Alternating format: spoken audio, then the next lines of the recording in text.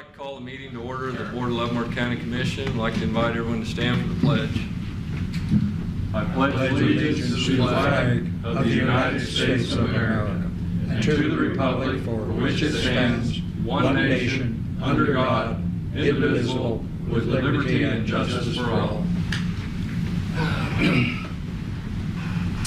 For the record, all three commissioners are present. I'd like to open up with public comment. Anyone from the public wishing to speak, please come forward, state your name and address. Seeing none, we'll move on to administrative business. Mr. Lawfrey, Mr. Ramperez, do you have anything today? Nothing really to add other than just like to say that my weekly report did not go out last Friday because I was out of town Friday, so I'll be sending it out. I missed that too. I'll be sending That's it my out weekend today. reading. Well, sorry, but you'll get it today, so you have to read it tonight. Maybe. Okay. That's all I have. All right, thank you. That's the best you can come up with for your weekend reading, huh? Well, the Kansas City Star. We're going to have to get him some more reading. Well, I do read the Leavenworth paper too. Don't We take need- very long. We need to get you a more exciting life. I know. Yeah. We'll work on that, Commissioner. Okay. As commissioners had a chance to look at the minutes, I have. I move approval. Second. voting, Aye. aye, Aye. I believe. So we'll skip on down to planning and zoning's quarterly report.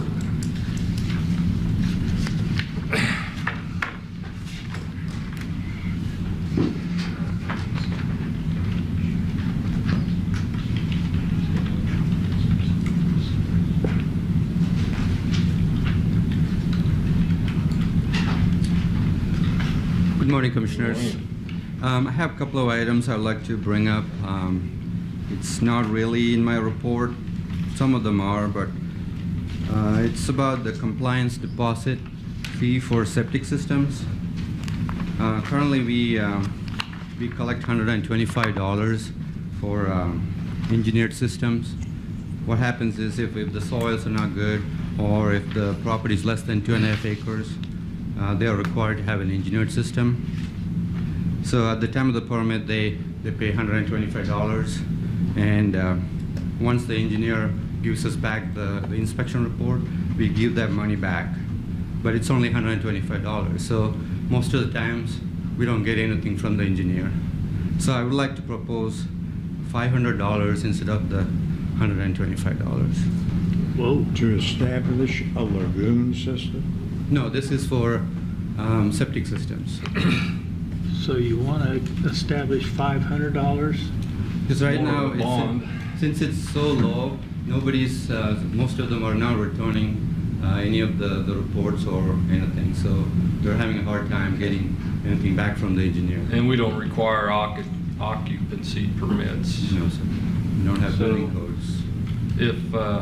So you're not getting the engineered designs to put in the parcel file? We're not getting the as-built drawings or, So would you refund the $500? Yes. Once they give us back all the information, then we refund the. So they're, basically what they're doing is not bringing in the documentation that you need. Correct, because it's only $125 and they just, pay the property owner $125 and call it good. So we're not. But how not does your getting- staff inspect it? Well, I mean, how- they're inspecting it off of a drawing, aren't they? Yeah, the engineer is supposed to inspect it and give us back the report. Oh, saying- your staff doesn't go out and inspect the Not for engineered installation? system, not for engineered systems. Because Oh. the engineer designs it and they install it, and then they go back and inspect it, give us back the report saying that it's working properly. Okay, I thought your staff did that. Now We would that, do regular septic inspections, but not engineered systems. Okay. now once a person has a septic system in, and say they come in and say, this is an older septic system or something, I want to add more laterals, or my family's increasing, and so would they still have to have it engineered to add the laterals to the field? Not for that purpose. We can go out and inspect that.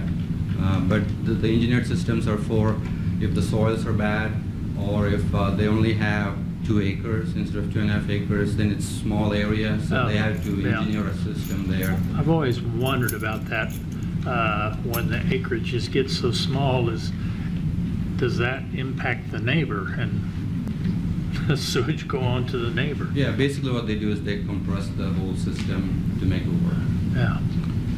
And I think it's good to have this conversation and get it started, but I would not recommend taking action today. I would say this needs to be a board policy, which we would draft a policy and bring it back to you as an agenda item so that it's duly noted on our agenda, so if anybody had comments. So, good conversation today, but I would not expect y'all to take action Right. today. Do you have to get authority through KDHE also? No, sir. This is a county policy that we adopt. What percentage are engineered systems? Is the majority of them are engineered? Not the majority of them. Majority of them are pretty good. We have pretty good soils for septic Okay. systems. So if it's bad, then they have to do it. I would say all the newer homes that are built out in the county are engineered systems. No, sir. If the soils are good, then they can have a regular system. Oh, okay. Okay. So we'll bring it back as Bring a it back policy to for you us. to consider then. Is that something that the board would consider in the Yeah. future? We'll bring it back as a policy. I was and gonna see. say, 500's a little steep, but, Yeah, you know. that's what I thought, too. When you double the price, I mean, Yeah.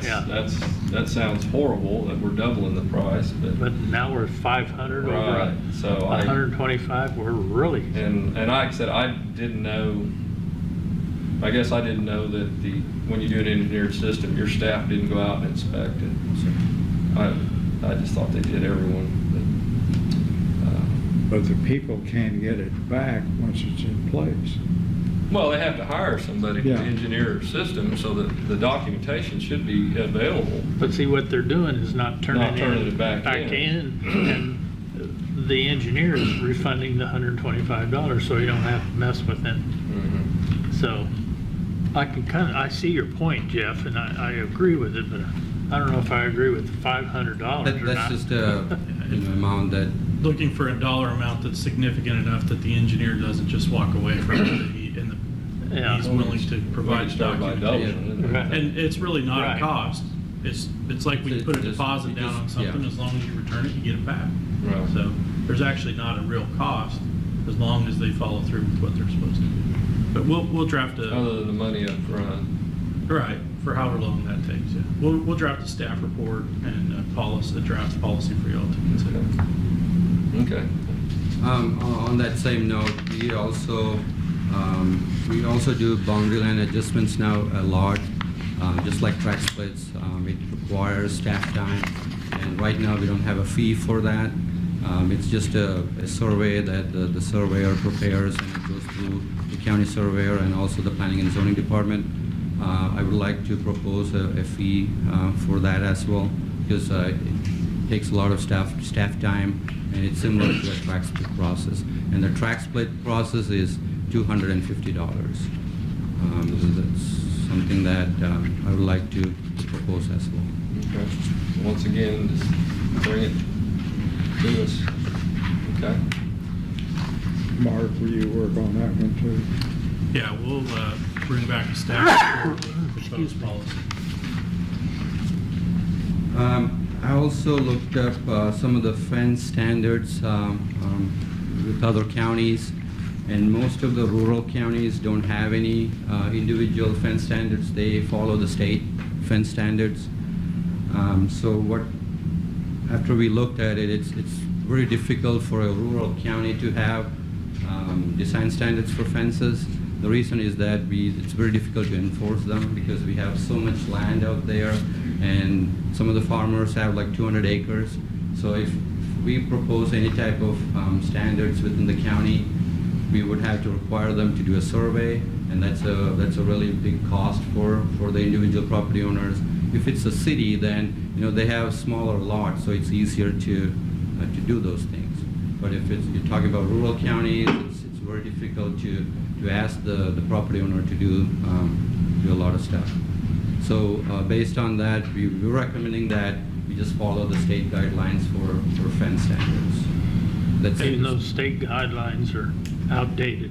But I think that what right now, and Mr. Van Paris can chime in on this as well, but right now, if it's a state statute, then the enforcement process is different. it goes through the court system if they want to go forward with it. We do our portion, which is the fence viewing, but then any enforcement is a dispute between neighbors and goes through the courts process. If we make it county code, then it's a code violation and our codes officers get involved. And a code violation is a lot different than a dispute between neighbors, in that if we say our standards are this and you call in and say my neighbor's fence isn't that way, we have to go out and enforce those codes. So it's kind of like, I think last week the same conversation came up, and it becomes an enforcement problem for us, and we can't selectively enforce it. So if we say 5-strand fence, then it's a 5-strand fence, and if our code enforcement officer is made aware of a violation of that, then we have to go enforce it like a code violation. And I think Mr. Van Paris actually drafted an opinion on this maybe a year and a half, 2 years ago. Commissioners, as you're all aware, by state law, you are required to conduct fence viewing in a certain situation. The county must adhere to the minimum standards set forth by the state as to what constitutes a legal fence. And as Commissioner Holland alluded to, it hasn't changed much since Kansas was a territory. We do conduct fence viewings. I traded information Friday with the property owner. We have 3 fence viewings will be conducted shortly. I do want to let you know I have visited with the Register of Deeds office. They've been very helpful. The goal would be from this point forward to more formalize the process by which fence viewings are conducted. And upon the conclusion of the entry of an order by this board regarding the legality of any specific fence, record those findings in the office of the Register of Deeds, as well as planning and zoning, and with this board, so that the goal is that you would only view the fence one time, and from that point forward, it is between the 2 private adjoining property owners as to whether a fence complies with the state minimum standards, and if one side has not kept up its side of the fence, the apportionment of the cost of the repair of that fence. These are not boundary disputes. You're not entitled to change property lines. The only issue is, does a legal partition fence exist? And if not, how should the cost of maintaining and repairing that fence be apportioned? Yes, sir. David, I want to ask you a question. I don't want to put you on the spot here, but say we have a fence viewing and we find in favor of one parcel and we split it up, however it's to be split, and the other person continues not to do it. He said, that's just a fence viewing, it doesn't mean anything. I'm going ahead and leave my fence like it is. And this livestock continues to get out. Can the other party go ahead and fix his side of the fence and then take him to court and bill him for that? Commissioner, the short answer is yes. Kansas law explicitly provides that if you and I can share a partition fence and I'm negligent, for whatever reason, don't keep it up, you have several options, one of which is you can fix the fence and send a bill to me, and if I refuse to pay it, you can have it entered as a court judgment, and it has the effect of a judgment against the property. The vast majority of livestock owners in this county are responsible. They are very responsible. They want to keep their livestock in. They know they're liable for damage if the livestock gets out.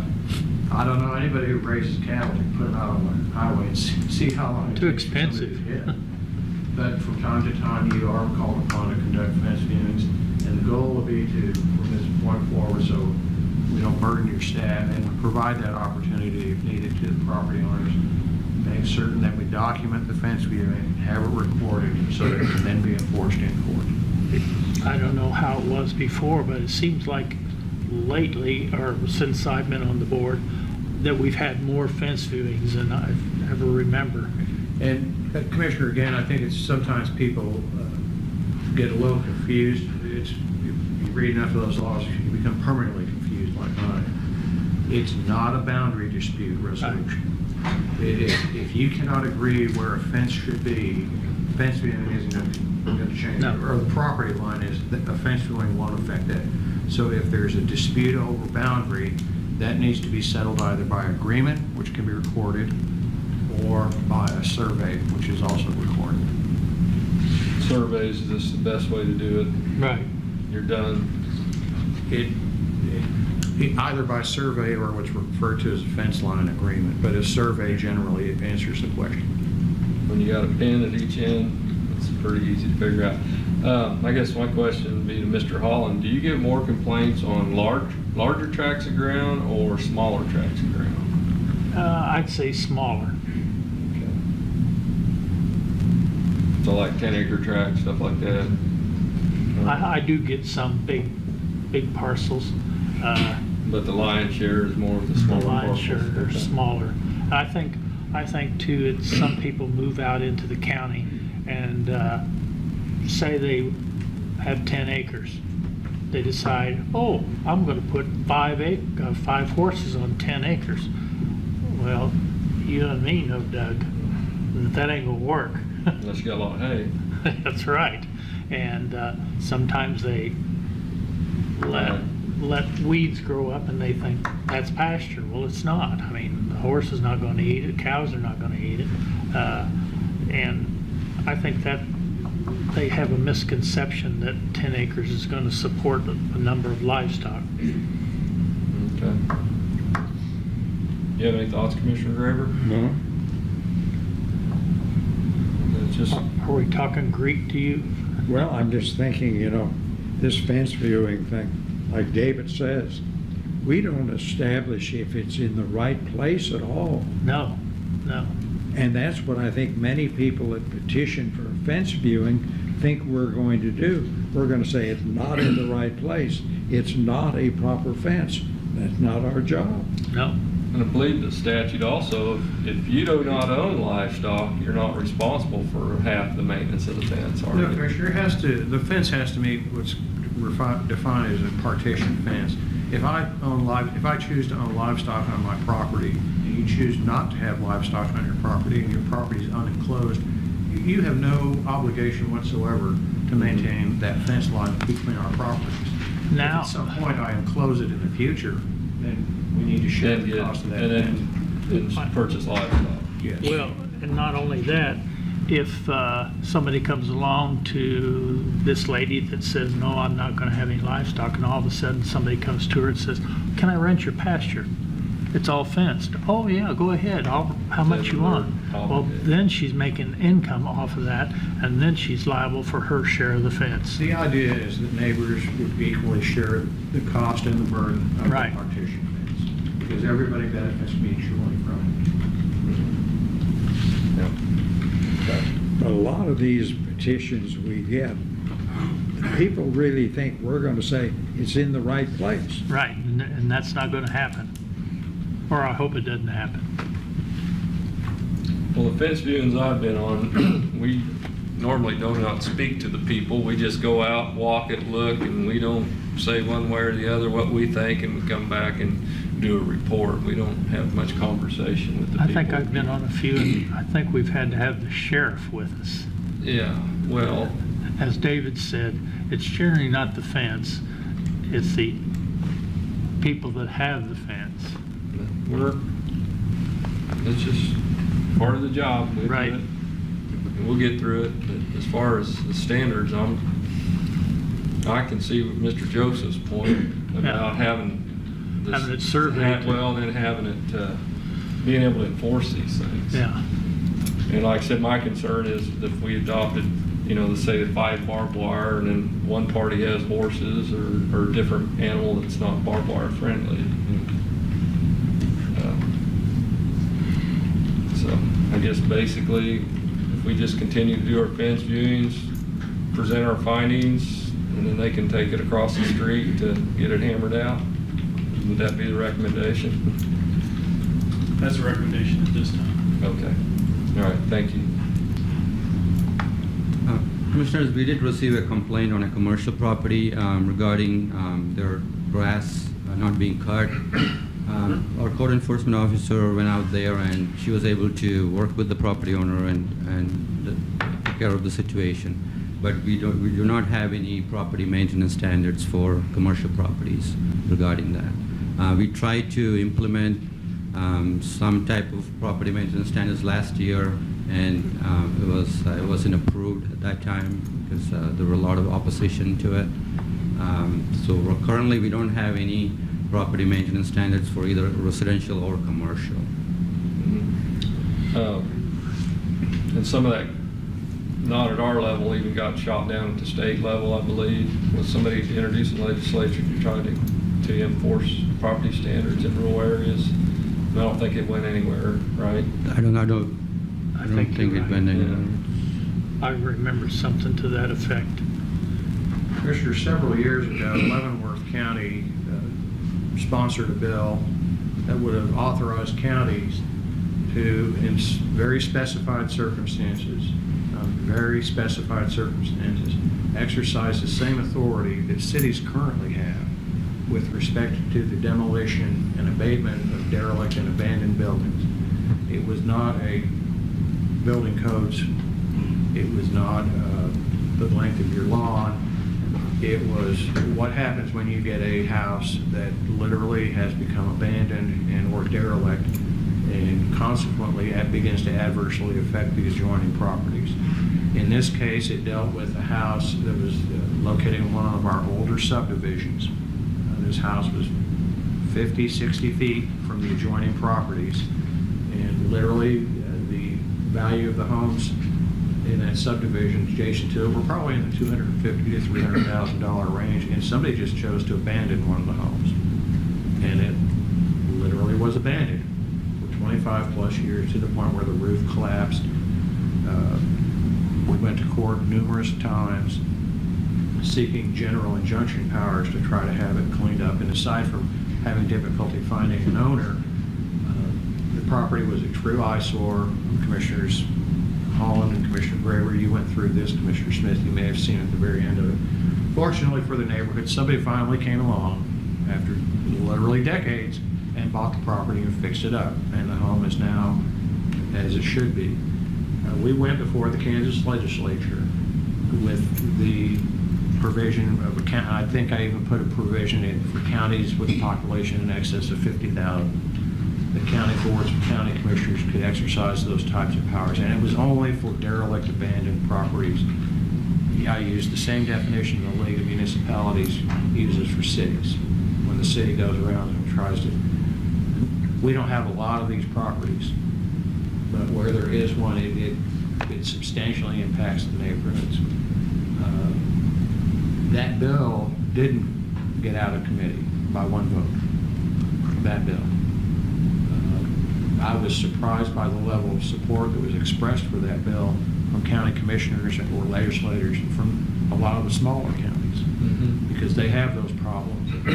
And I'll be honest with you, a lot of them tell me, and we used to do it here, if there was a problem house in a township, if Doug Smith allowed his old farmstead just to go to seed, eventually Doug would allow the township fire department to go out and burn it down for practice, and voila, the problem is solved. Well, they can't do that anymore for insurance and various environmental reasons. So a lot of times, these derelict buildings, and I mean truly derelict, can become an eyesore. And I don't know, the KAC will meet in September, late September, I believe September 24th, to consider possible legislation that counties might adopt. That bill's been drafted, it's been submitted on at least 2 occasions I'm aware of, and you might want to look at that. Again, it is not a building code, it's a standard. It doesn't tell you have to have wood shingles. It doesn't tell you what color house. It merely granted to counties in very limited situations the ability to deal with derelict and abandoned buildings. And in your case, as time goes by and some of our subdivisions age, or as this county becomes less and less rural, a lot of times the vacant farmhouse next door goes from being scenic and bucolic to a derelict building that is impacting negatively adjoining properties. So it's just something you might think about between now and the 24th. The particular parcel you're talking about was in a subdivision. Had they had an HOA, would that matter? An HOA could have allowed the private property owners to seek more immediate relief than just general Kansas law gives. But as long as folks are paying the taxes on the property, your hands are tied. Commissioners, the taxes were paid annually on this property. I couldn't take care of it in a tax sale. Right. We took it to court numerous occasions, and you have very much more limited powers than a city does with respect to those types of issues. So if this board wants to adopt some kind of policy, it needs to be at the KAC level to get it pushed through the legislature. My suggestion would be it be done at the state level, or as was alluded to in an earlier conversation on an earlier topic, it could become too much of a burden on the county. If there's a uniform state law, it's more easily enforced. And as far as the property maintenance code goes, for this specific instance with the tall grass or weeds or whatnot, once you put a policy in place or code in place that requires maintaining that property and mowing it, it's applicable to all commercial property in the county, not just that specific piece of property. So, and when you start looking at what's defined as commercial property, background can also be defined as commercial property. And I don't know that we want to try to enforce mowing of. You won't get my support. Right. So that's why I think it's, well, it's a problematic because of where this business is, and it is in the county, and it's close to a subdivision. Mm-hmm. There's really not, that's probably not an area that we're ready to delve into just yet. I'd like to reference this. I wasn't going to, but since we continued on with this conversation, after the last go around when I think Clyde and I were here, and we had this situation that David was talking about, I had a farmer come up to me, and he says, you were looking at doing away with buildings that are no longer considered homes. And I said, yes. And he says, have you thought of these two structures? And he mentioned them, and I knew both of them. And he says, they're not in an industrial type setting. They're not in any type of setting where they have homes right close to them. They were out in the middle of a pasture. And I knew for a fact, because I've seen them most of my life, that they were structures that were still standable. One structure had put tin on the roof, and he was using it to store hay in. The other structure was being used as is, and the man put straw in it, and it was sitting out in the middle of the field. So those type of structures, I don't think should fall under this procedure, because they're not impacting upon anybody's home. I mean, because there is no homes around it. Right. We are an agricultural state. Right.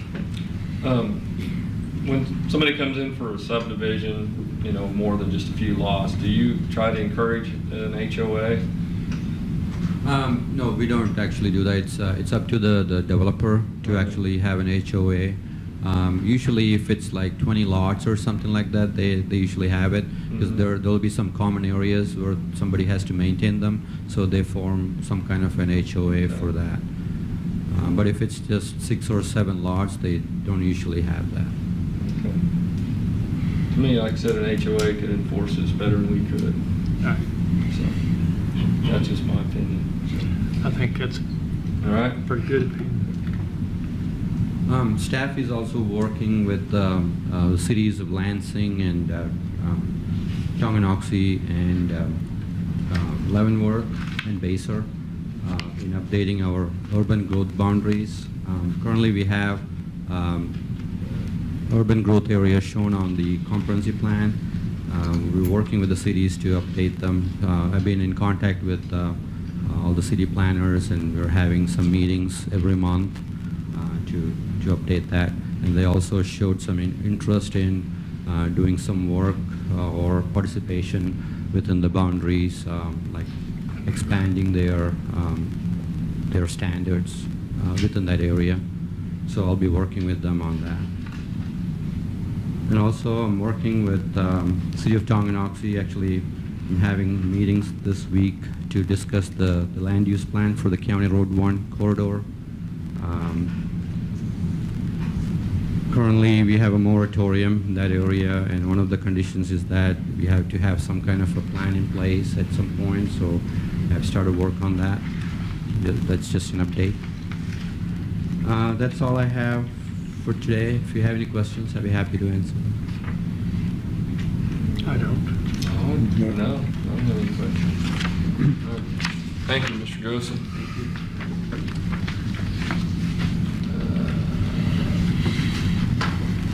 Guess we're ready for information systems.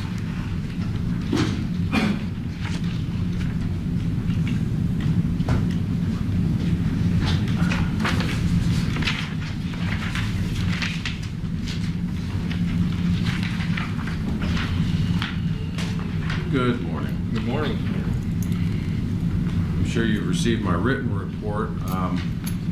It lists a few of the events that we've done over the last quarter. On the budgetary aspect, I would note that we had a shortfall in our contractual due to unexpected expense from the state of Kansas. The clerk's office is taking care of that, so that's going to remedy itself. However, on personnel, I am scheduled to go over budget, and I would want to point that out to the commission due to my deputy director's position. You may recall, was done last fall. It's going to exceed my budget. I don't know how this wants to be resolved. I did meet with Mr. Lothry regarding it, and I spoke with the clerk. There's funds coming from other departments. I don't know, do you remember that discussion we had last fall? I do. I just want to make sure that when I go over budget and personnel, that everybody's aware of it and it's expected. I'm expecting it. I want to make sure everybody else is expecting it. Okay. Another item I'd like to bring up would be the email journaling, which will expire on August 29th, in a few weeks. The board had done an extension of 60 days for journaling. Since that extension had happened, we've had some personnel changes. I spoke with Mr. Van Paris briefly about it. What I would like to do is I'd like to request that the board extend journaling until such time that Mr. Van Paris can provide a presentation to the commission on his position on how we should handle the email journaling. Instead of doing 60 days and revisiting it, I was hoping you would just effectively say journal until such time as you're told otherwise. Okay.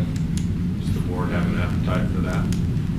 David, does that create any kind of legal liability? I don't believe so. Commissioners, I know this board has struggled with this issue for quite some time, and again, rather than have Mr. Marlborough revisit with the board on a continual basis, journal until such time as a more, I'd say, a well-considered policy could be brought before this board for adoption.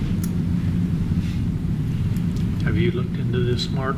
Yeah, Mr. Marlborough and I have had that conversation as well as myself and Mr. Van Paris, and I would agree that that's the correct approach. So you need a motion on that? I'll make a motion that we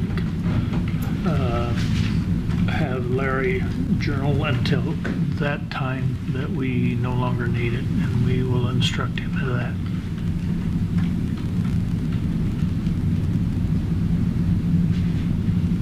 Second. Voting? Aye. Aye. Aye. Thank you. One other item I wanted to bring up before the board. The CGI video tours that you may be familiar with on the county website. The county had entered a 3-year agreement with them 3 years ago. That agreement expires in a couple of months. They've contacted the county and would like to do a renewal for an additional 3 years. I know Commissioners Graber and Holland were present when we first entered in with these fellows. I believe this would be new to you, Mr. Smith. No, I was at the meetings. Okay. So you know what they do. I know 3 years ago, there was concern that some businesses may feel heavy-handed or pressured. I don't know if the commission had received any complaints or had any problems. There's none that I'm aware of. I had one, and then I explained what it was, and then he was all right with it. Okay.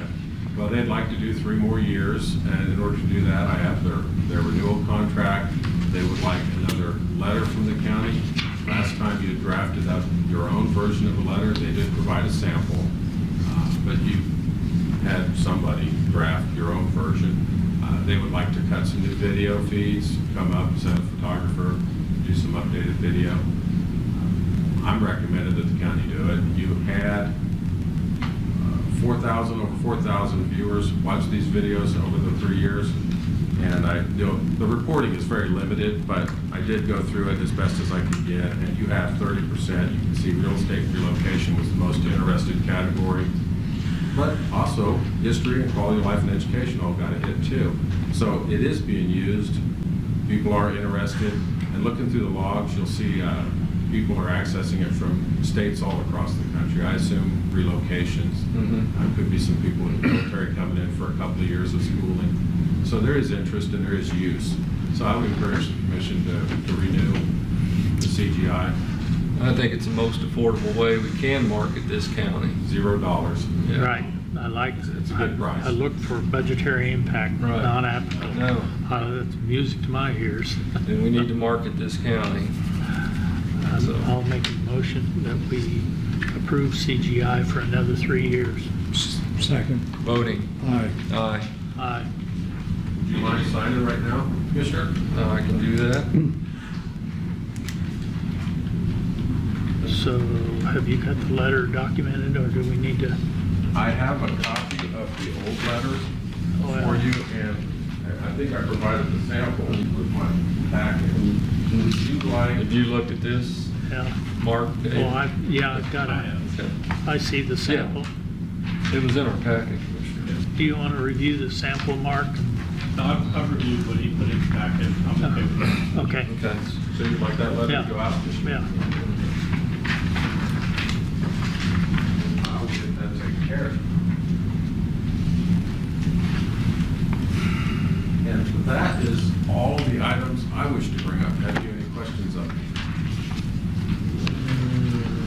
No, I don't have any, other than you dodged the bullet on your AC. The HVAC, yes, we had a couple sweaty hours go by. We didn't lose any.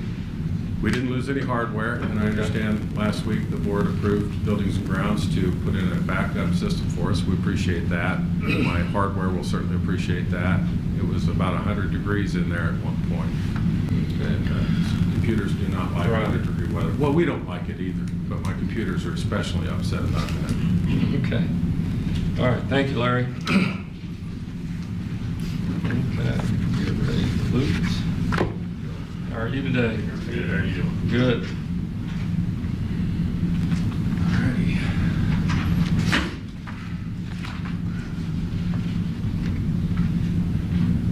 All right, so the state block grant for fiscal year 18 was approved by KDOC. Just wanted to make the board aware that one of the financial rules within the application for the state grant is we had to provide $500 to court services for client incentives. This is the positive reinforcement side of the new Senate bill changes for youth offenders. And so, that is going to be an agreement between the two departments. They're on board with it and everything. We have not yet drafted an MOU for it, but there will be one. There's one already in the works, so we'll let the board know about that. Reinvestment funds. I know, Mr. Smith, you got something from KDOC about the reinvestment fund grants. That is from the closing of all the group homes from the state of Kansas, and they are reinvesting it back into the communities.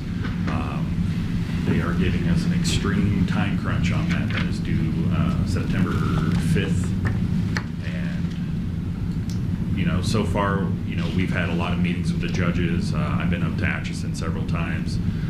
A couple of programs that we have thought about moving forward with probably won't work for this grant, because it does have to be evidence-based. It does have to prove that it reduces recidivism. And so we're probably going to be going with the mental health route, working with the guidance center, possibly getting some programs going with them, provided to our juvenile offenders. Have you met with Judge Gibbons? Yes, a couple of times actually. Okay. And he was one that was definitely on board for more mental health, definitely for the substance abuse, and you're looking at anger management, anger regression therapy as well. And there's also another, it's called a JCAB report. They just started making us do it last year. It's kind of almost on the same premise of the programs that we already have and the programs we're looking to get for next year. It was, at that time, I was fairly new in the position and didn't really understand what it was. But this year, the JCAB has a lot more input in it. I don't believe the JCAB had a lot of say in it last year. It was just something that was kind of drafted on the programs we had and what the JCAB had told me we needed. So we are working more towards the JCAB actually working on that report, and that is due October 5th. Any questions on that? Juvenile Detention Center, we had the state fire marshal come out for his annual inspection. There were minor violations. There's always usually something they hit us on. And I wanted to thank, maintenance. They came right over and addressed those situations right off the bat. One of it was just a door that was like, wouldn't close all the way. They just straightened up the hinges on it. No big deal. A couple of them were missed inspections, like the fire alarm. That's something we have maintenance do. They have a company come out and do it. But we now have it on our calendars to make sure that those are being done when they need to be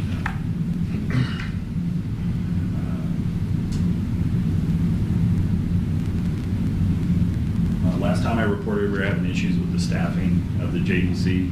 It is slowly improving. We are getting more intermittent on-call staff. It's just a work in progress, I guess. Getting the word out there that we do have positions open. I also have 2 supervisors positions open. I recently opened it up to the public. Nobody from the public responded. However, I do have 2 internal applicants that I'm looking at now. Have already conducted interviews with them as well. Juvenile intake and assessment, we're running about normal numbers there. There's new tools and assessment instruments that they're coming down the line. We're trying to get everyone trained up on that.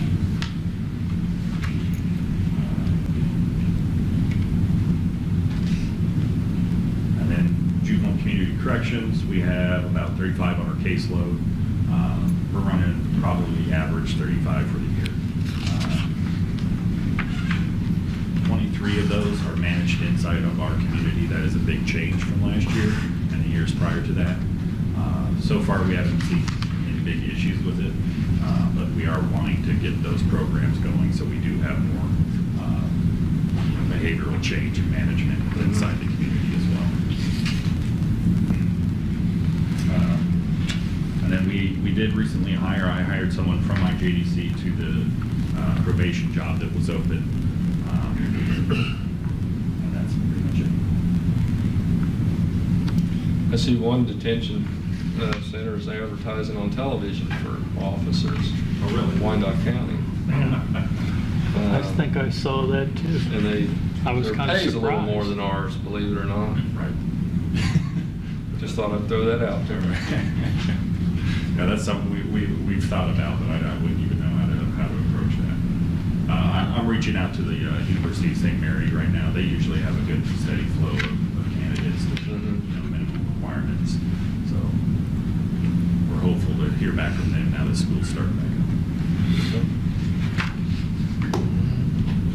up. Any questions? No. I read your report. It's pretty self-explanatory. Yeah. Just, you feel like at the state level, we're going to be getting some more support in the future for these? Are we going to get cut? Yeah. That's what I want to know. You know, I always try to anticipate that, but I don't try to focus on it. Well, I mean, do you have a better feeling? Yeah, that's what I was going to ask. I think so, you know, especially if they are, you know, providing more opportunities for programs. There is money out there. So if they were to cut the individual programs, it would make sense to meet the individual districts. Mhm. So, you know, I don't foresee any big changes coming.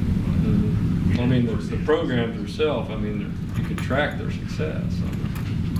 Like I said, I mean, they're very valuable. So I'm hoping that support continues. Definitely. And you know, mental health is a big issue with inside all corrections, Right. all age. So, you know, to be able to have that centralized program, Mhm. I think this commission stands behind the mental health, that we do need that program. And And I have a meeting with Keith Rickard here shortly. I think he's on vacation right now. Okay. He's coming back. We'll get it done. Okay. All Okay. right.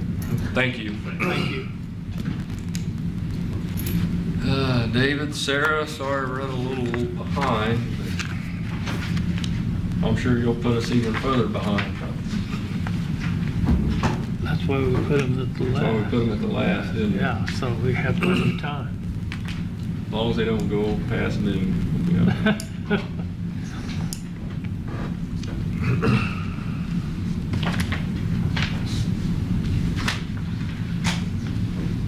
All right.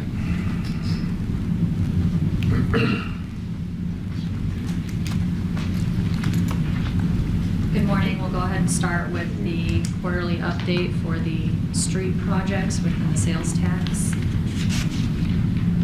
So 147th Street, we have a project update. Our construction preparation, the rural water district is continuing to do their relocations with an expected completion date of the 19th of September. Our construction has a revised phasing due to some of these constraints of understanding which road segments are opening up first with the relocations. Included in your packet was our existing phasing plan, starting with page 119 of the construction drawings. Contractor is going to provide scheduled updates that we can post to the website as they come in. Right now, we are anticipating combining phases 1 and 2, which is Fairmont Road to Donahue. Within the next 30 days, there would be a construction start. Any revisions to the phasing or traffic control will be made known to our emergency management group as well as the school districts, and made on our public notice. Our contracts are complete, our design is complete, our property acquisition is also complete. A condemnation appeal is complete, no further information to be concluded on that. Our schedule, we are at 100% complete. Our current delay is over 150 days. I kind of stopped counting, resulting from our water district relocations and our condemnations. So moving forward into our item 10 and 11, which is really our final items. We gave our construction MTP in June, so we've been watching closely on when they can get started. They've been reviewing which miles would be opening up first based upon the property acquisition of the water district, and we're moving forward on that with full construction start within the next 30 days. Construction completion is anticipated between October and December of next year. I'll be able to continuously update you on that schedule once we get into actual construction. Our budget as of 8/8 is just over $8.3 million. All items can be reviewed as per line item that we track. Are there any questions with regards to 147th Street? I was going to ask a question on the water line. Now, is it on the east or west side of 147th Street? What they're working on right now is on the east. Because I come through there, And for some reason, I had it in my mind that the water line was going to be on the west side. But I saw them working right around Falcon Lakes. And they were looked like they were getting ready to install a fire hydrant. And so the water line is on the east side. Where they are right now, I can't tell you for sure if it will always be on each mile. So they could go under the road and then, Correct. They do Okay. go under the road and they do Yeah. go back and forth. Okay. As far as which mile is is that where, because of the easements that they can get? I think it's probably a little bit of both, of easements as well as terrain, as well as, Rock? water, Yeah. water usage, which side did it come down first? Okay. The tower's on the west side of the road. Yeah, right. That's why I thought it was on the west Oh. side. And then I saw them working on the east side, and I thought, oh, that's not right. But that's They what- did close down the intersection of Hollingsworth last week in order to complete the items around there, so. Okay, thank you. McIntyre Road. Moving forward, the project update there, construction preparation and contracts. County Rural Water District 1 has a proposed agreement that is under review with David Van Paris. He'll be able to give you more information on that during his legal update of this roadway project. Our City of Lansing coordination items are complete. The design is in the final grading and final absolute. Basically, we have about 3% remaining, if that 3 to 5%. Final review, we've provided our comments to the engineering design group, BHC Roads, and all of our items, including our stormwater prevention manual and our project manual, will be ready to post for advertisement on 8/22, as long as all other items that we're coordinating with to include the water district is where it needs to be. Property acquisition condemnation was complete last week. The appraiser's award was approximately $26,000 for the 2 parcels that were income-generating parcels on that roadway. Our schedule, as laid out, we are approximately in item 6, preparing for advertisement, which we anticipate on 8/22, along with opening of the bids on 9/19. Our budget as of 8/8 is just over $500,000, and we have an updated engineer's cost estimate that will be included with our project manual in preparation of advertisement. Are there any questions with regards to McIntyre Road? Okay, David, would you like to give your update of McIntyre Road at this time? Chairman, members of the board, I'd like to prepare a more formalized and written report. I would like to let you know that the eminent domain on McIntyre has been completed. We're very pleased with the negotiation that took place. It kept the project under budget. We have received back from Consolidated Rural Water District Number 1 a proposed relocation agreement, which I reviewed initially. It's very similar to the same agreement that we have with Consolidated Number 1 on 147. An issue does remain, in that the county would prefer that the Consolidated Rural Water District publicly let for bid the labor and construction costs for the relocation of their line. Their proposed agreement does provide for a public bidding of the material costs of the project, but it does not contain, at least as initially proposed, a public letting for the labor and construction costs of the project. I want to let you know that I do intend to raise that issue both with the staff of Consolidated Number 1 and when I bring it to you more formally for your consideration.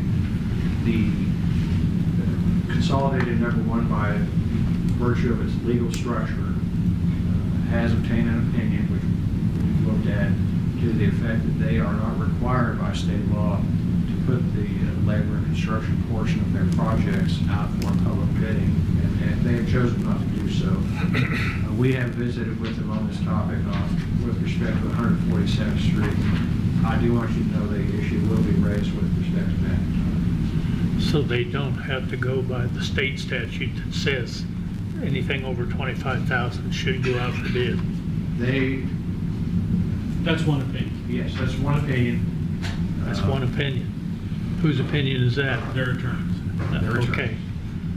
We would prefer that it's be, Can we get an AG's opinion? we could request that, Commissioner, in the interest of moving the project forward. I'd probably suggest that the parties sit down and see if we can mutually decide on that issue. But I do want you to know that that issue is out there. The county obviously puts things out for public bidding, and on the 147th, we believe was very successful. But we'll continue to move forward with the goal of getting that water line relocated and the road built. I think whenever you put it out for public bidding, it always comes in under bid, or as it seems like it does. I know when we did Mount Olivet, it come in $200,000 between the one bidder and the next bidder. And that's just money in the taxpayer's pocket. And So is 147th Street. we'd like to think the interests of all parties are protected if you have the lines properly inspected during the construction. So, Yeah. but I want to let you know that that issue is out there and will be further discussed. When you're talking about awarding the bid, how many days after you award the bid would be a start date? When we award the bid, we issue an NTP fairly quickly. We have a required pre-construction meeting, and then usually it's about 3 days after the pre-construction meeting, we award the NTP to wrap up any last-minute questions or clarifications that may come of that construction meeting. But the water line could hold the project up. Correct. Yeah. Very similar timeline Right. as what we're seeing on 147. Okay.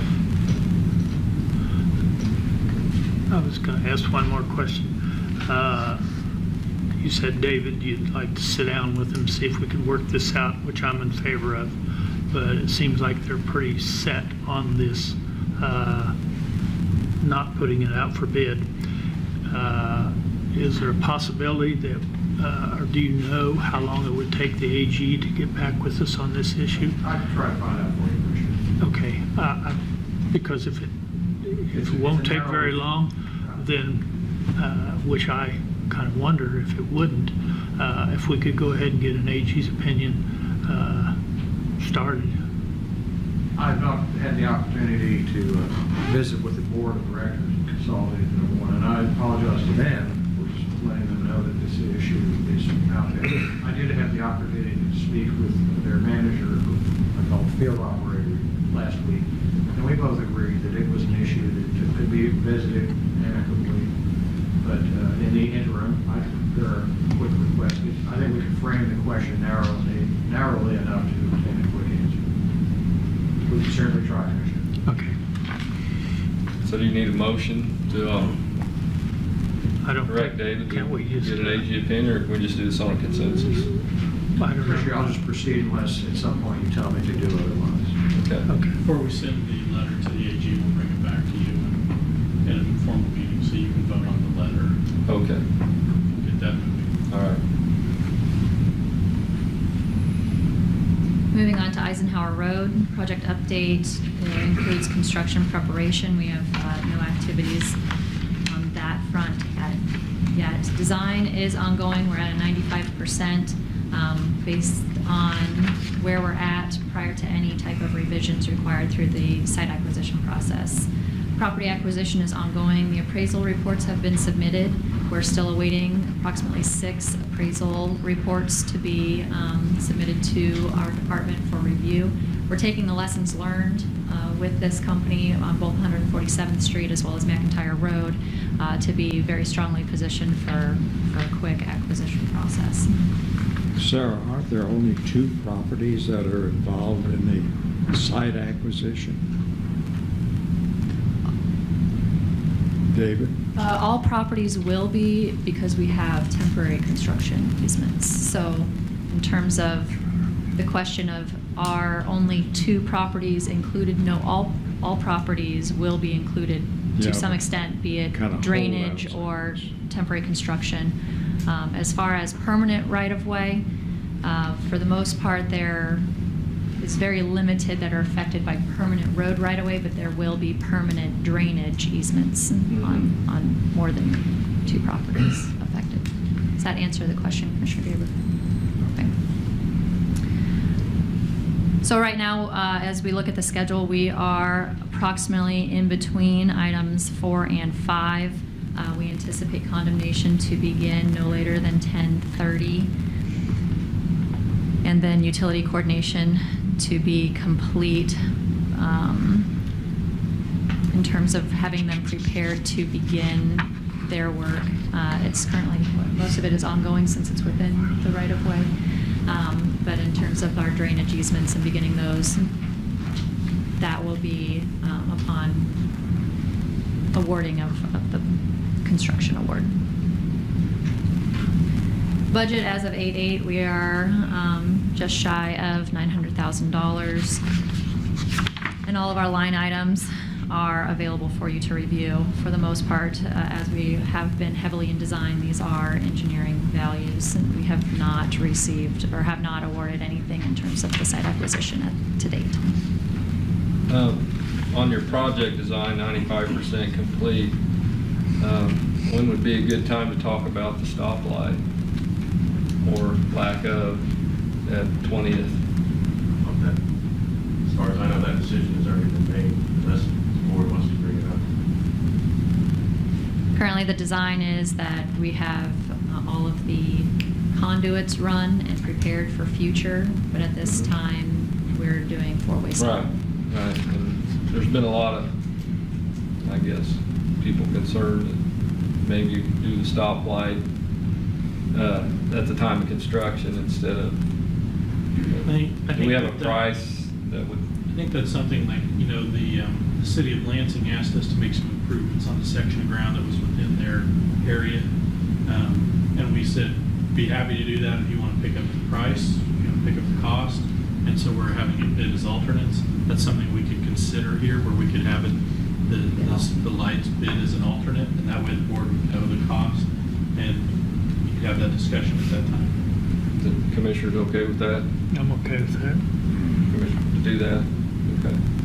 We'll add that as a line item. All right, thank you. Any other questions on Eisenhower Road? I just look forward to the condemnation part of it. You look forward to it? That's what I take it you're not going to be there. It's just the unfortunate part about. Don't like it, but still have to do it. Right.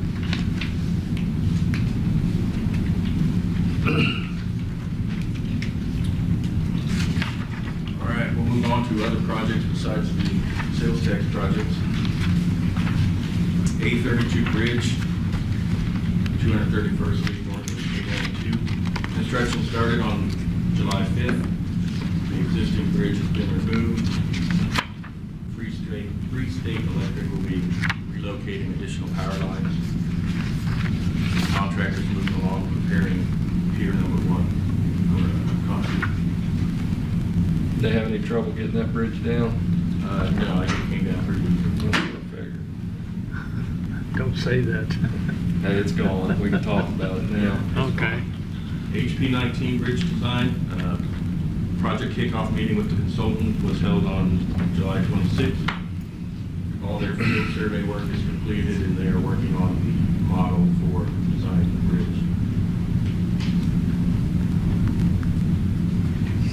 SH15, the new RCB has been opened to traffic. The county forces removed the old bridge that was down there. Total project costs for that project were just over $320,000. The county did receive a $120,000 reimbursement from KDOT on that project.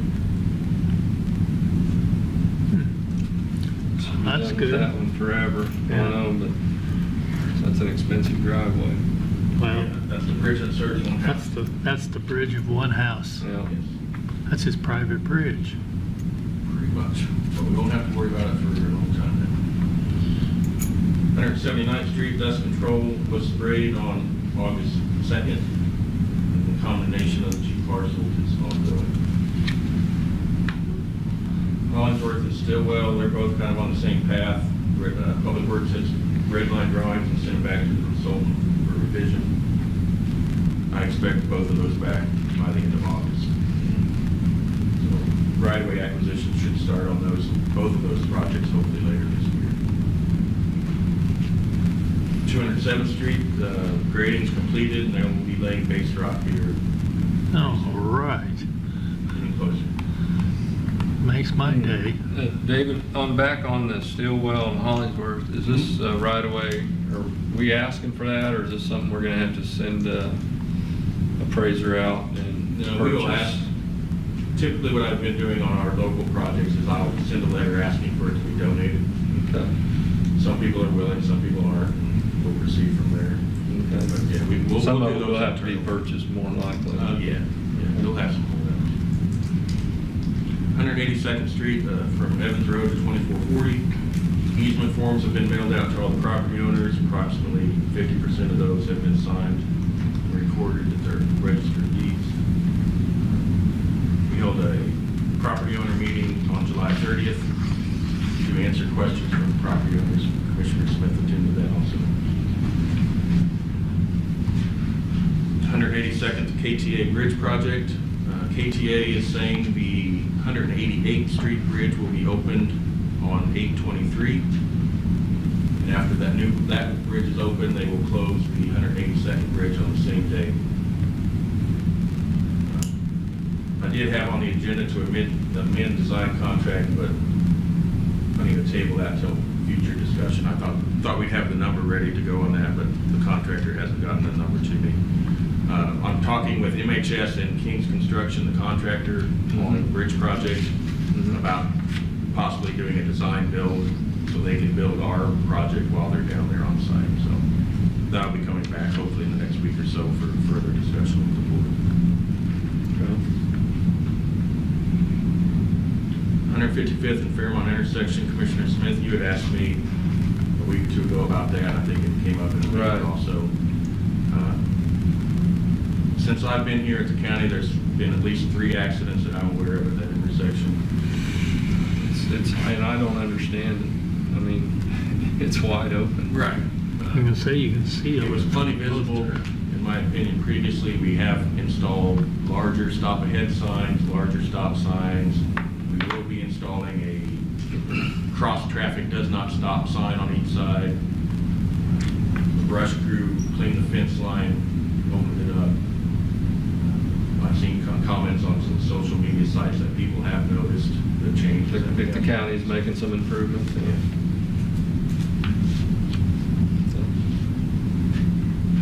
It's not a candidate for high-risk rural road money. It just doesn't meet any of the criteria, Yes. other than the accident data, maybe. Right, I don't believe it's eligible for any funding at this point. And like I said, I've drove it for years. I guess maybe it's, people aren't used to it. Well, upon review of it, it appears as a driver expectation. So if you're driving towards that particular intersection, it is the first two-way stop that you get for many miles. And so as far as the driver expectation goes, they've grown accustomed to the previous intersections as being four-way stops, four-way stops, four-way stops. So this one being the first two-way stop that they get heading in that direction, warranted for us to provide a bit more signage as well as notification to the drivers.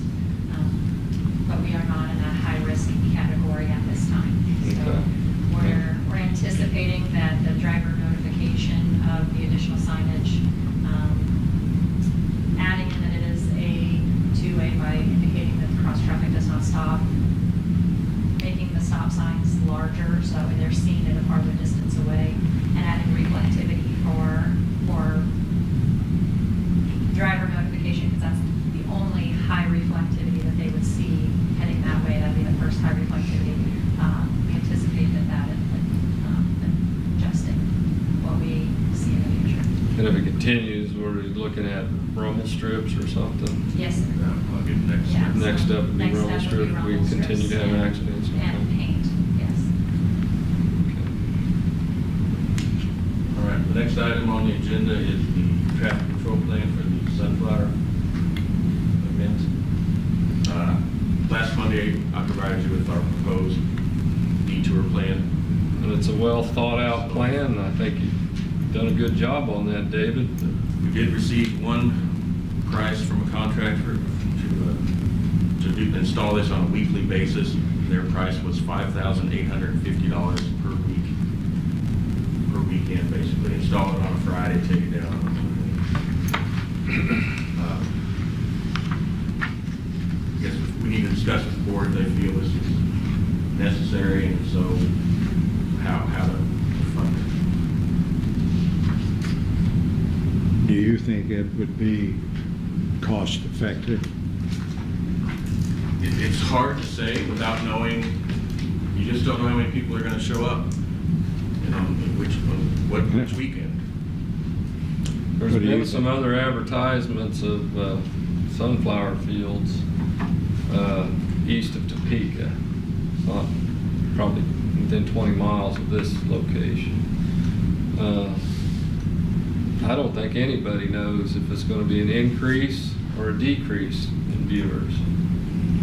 And a lot could depend on the weather. Well, I don't think the weather stopped it last year, though. Well, but if it was raining, Yeah. Even if half of the people show up, it's still more than Than we can roads handle. So I think you have to have some plan in place for this. The question is how we fund it. And then what do we do when, even if this doesn't address the issue, which we have the same numbers as last year, this is just going to help, but it won't completely mitigate the problem. Right. This is just trying to direct them to take some different roads. Right. You're still funneling them into the same spot. So when you get close to the site, you're still going to have the same trouble you had last year. yeah. And what's, I know you can't answer for the sheriff. I mean, I know you've had some meetings. Has the sheriff got any You know, plan in place? for What we've this? discussed is that when this becomes a traffic hazard, that we have to shut that entrance into that, coming off 2440, we would have to shut that entrance down and have traffic go by, because we can't have traffic stopped on 2440. That's where we had our accidents at. So, while we don't want to do that, if it comes to it, we just can't let that traffic back up like it did last year in that area and cause those accidents. Okay. So basically, your traffic plan is just to try to get people Yeah, off, trying to get people- off different exits instead of all using 212 exit there on Correct. County Road 1. Trying to get them off of I-70 sooner to take different routes, direct them up through Baser and Talkie down 2440. Trying to get them away from that 222nd Bottleneck. interchange as much as possible. Okay.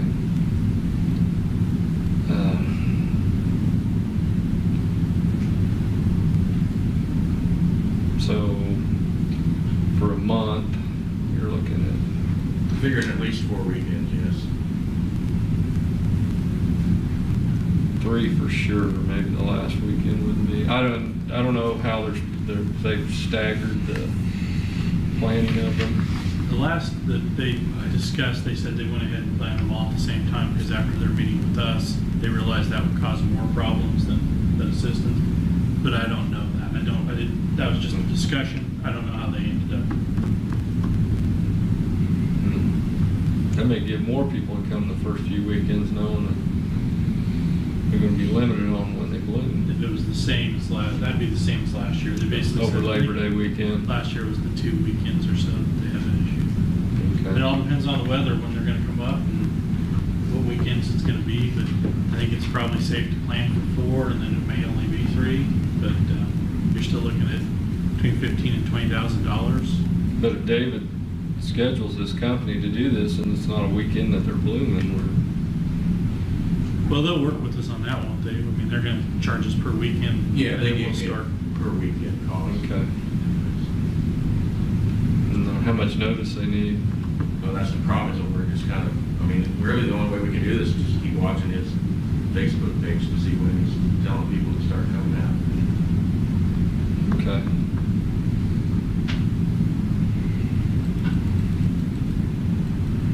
Maybe we could ask him to give us a heads up before he starts posting. Okay. We got a few weeks yet, correct? Yep, 2 weeks, yeah. Okay.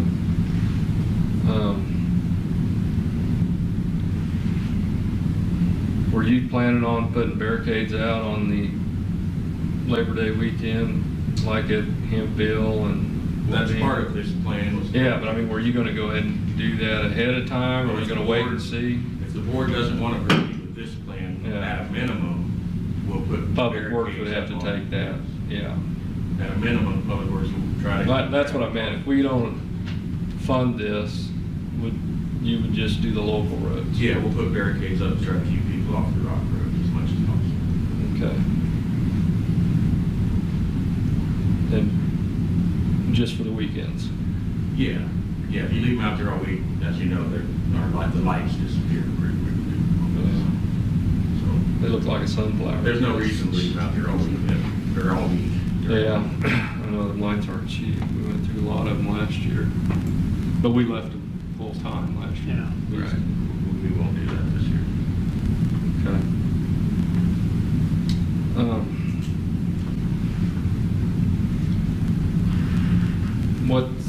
I guess without the whole group being here, the questions I have would be like for Mr. McGaha and the sheriff and all that, on what their plan is. Yeah, I can't speak to Right. what their plans are. Or any recommendations on Dave, if they had any thought on David's plan. I mean, it's a good traffic plan, it's just how do we fund it? Yeah. But at the same time, it's still ending up at the same spot. Right. It's just gonna help us on County Road 1, if people follow these signs. That's it. That's a big Right. if. Right. Because everybody, Especially if they've been there before, they say, well, I know a shortcut, I'm gonna get right there.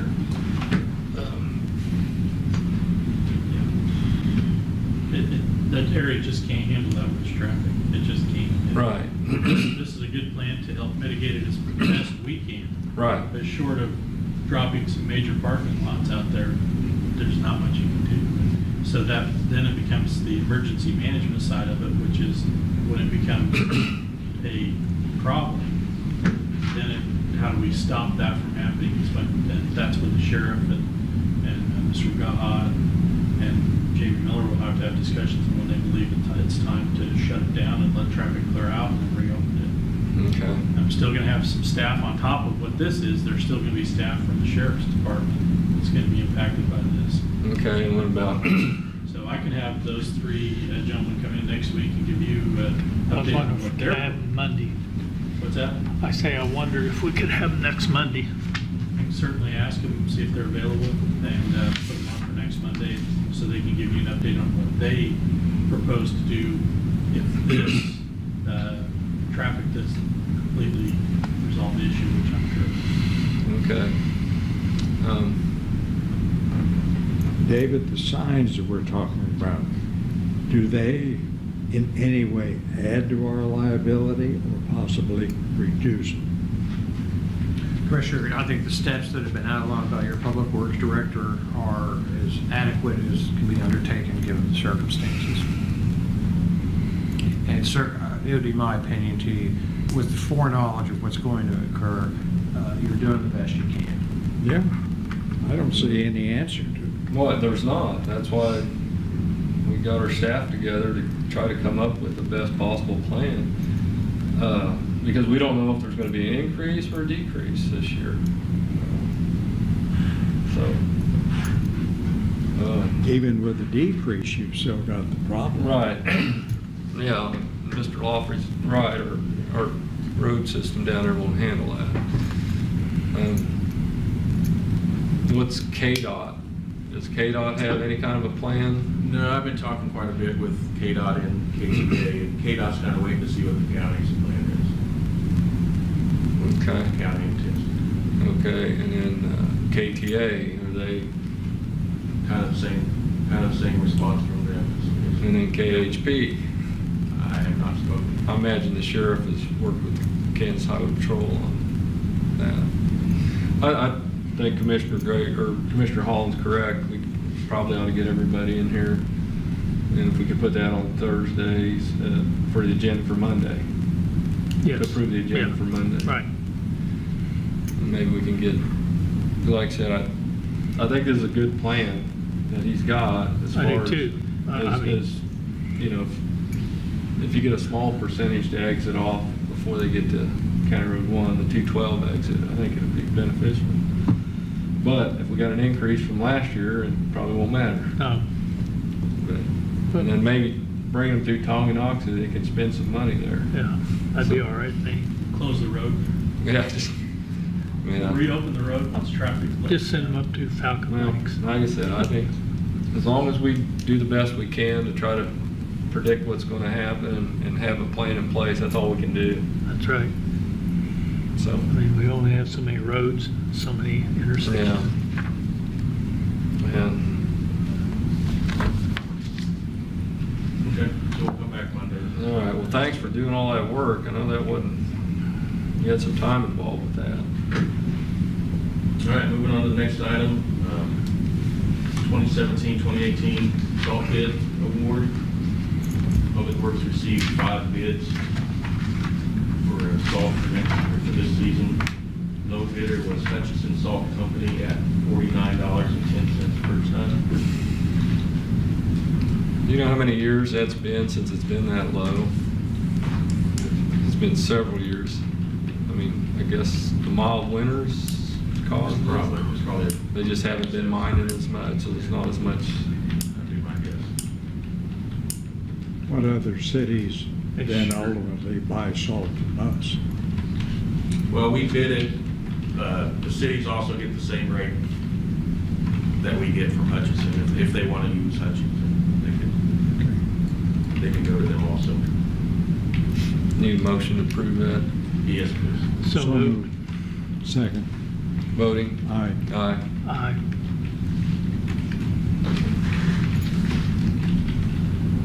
In your packet should have been a budget status update for all of the areas of Public Works through June of 2017. All areas are looking good so far. First half of the year.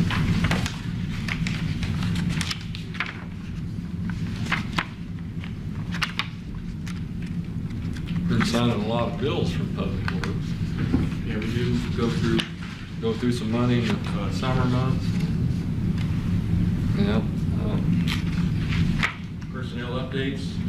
Lauren Anderson has joined Public Works staff as Project Engineer 1. Lauren started on July 25th.